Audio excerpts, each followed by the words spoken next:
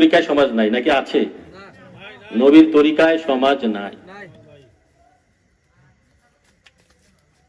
যেমন আপনারা যে বাজেট করে টাকা বক্তাগুলো আনেন, অনেকে ভিক্ষাবৃত্তি করে ধার করে টাকা পয়সা নেন, দোকানে উঠান, বাজারে উঠান, রাস্তাঘাটে উঠান, উঠাইয়া তারপর বিভিন্ন জায়গায় টাকা উঠে লাখ লাখ টাকা উঠে লাখ লাখ টাকা বক্তা আনে। এটা আসলে কোরআন হাদিস সাপোর্ট করে না। কোরআন হাদিসে বলতে সম্পূর্ণ এটা নিষেধ। এটা কোরআনে প্রায় 5 থেকে 6টি আয়াত আমি পেয়েছি। যেমন সূরা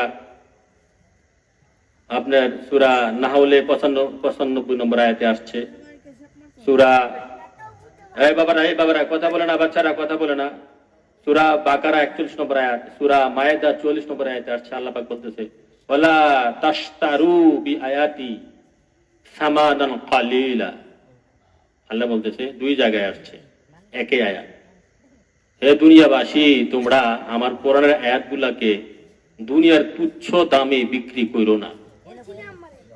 মানে এইটার মানে হচ্ছে, এই যে আমরা বয়ান করতে এসে, ওয়াজ করতে এসে, মাহফিল করতে এসে আগে যে চুক্তি করে টাকা নেই, আমাকে 5,000 টাকা বানা দিতে হবে, আগে 10,000 টাকা। আজকের ওয়াজে কোনো চুক্তি বক্তা নাই। চুক্তি বক্তা আমার লগে চলতে পারে না। আল্লাহ পাক বলতেছে, ওয়ালা তাশতারু বিআয়াতি সামানান কালিলা। 2 জায়গায় আসছে কোরআনে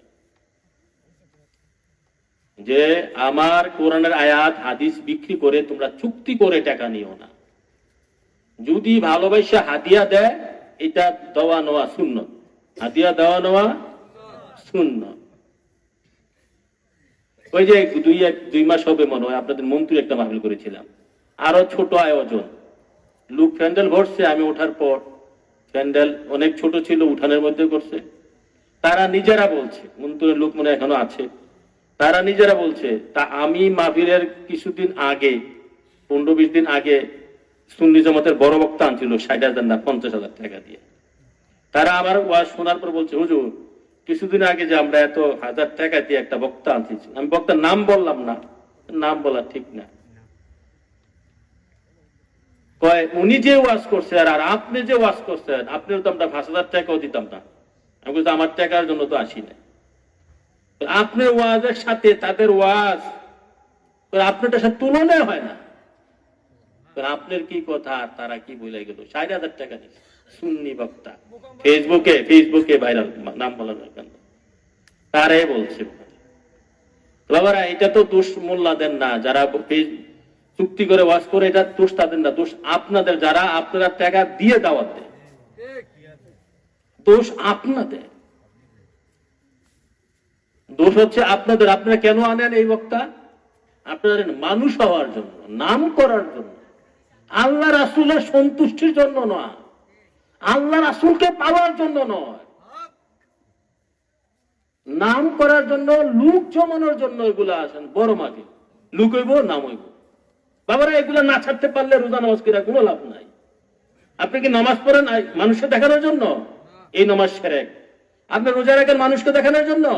এই নামাজ শিরক। মান সাল্লা ইউরাহি ফাকাত আশরাকা, মান সামা ইউরাহি ফাকাত আশরাকা, মান তাসাদ্দাকা ইউরাহি ফাকাত আশরাকা। রাহুল আহমদ। লোক দেখানোর জন্য কোন কাজ করেই তো এটা বিলকুল নিষেধ, হারাম হারাম হারাম, শিরক, শিরকের পর্যায়ে। শুধু হারাম না, এটা নবীজির হাদিস, রাহুল আহমদে আসছে।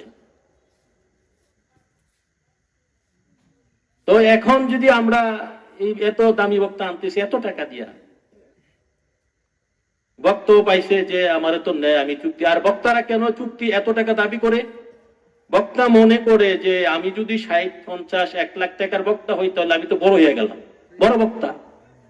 নিজের প্রফিট তোলার জন্য, বড় করার জন্য সে এই দাবিগুলো করতেছে। যে যত বেশি বাজেট বড়, সে তত বড়।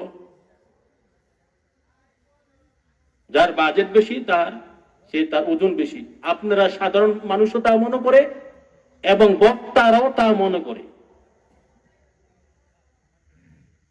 এই কারণে যে সমস্যা, হেদায়েত হবে না, ঈমান পাবে না আখিরি জামানা। তো আপনারা মাহফিল, তার হুজুর মাহফিল কি বন্ধ হয়ে যাবে? না, আপনারা যেই বক্তা দাবি করে টাকা পয়সা নেয় না, ওকে দাওয়াত দিয়ে দুই চার কথা শুনে বুঝে মানার চেষ্টা করে মাহফিল করবেন, তবে নিজের অভিজ্ঞা করে মাহফিল করেন না।